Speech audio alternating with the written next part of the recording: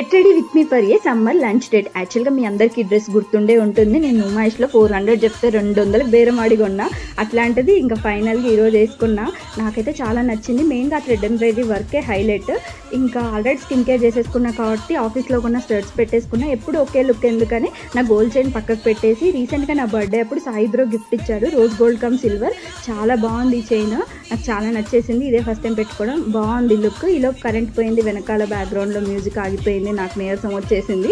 Water తాగి అటు ఇటు తిరుగుతూ నా జుట్టు నేనే చూసుకొని భయపడ్డా, ఎందుకంటే దయ్యంలాగే ఉన్నాను అనిపించింది. చాలా ఫ్రీజీగా ఉంటుంది ఈ మధ్యన నా హెయిర్.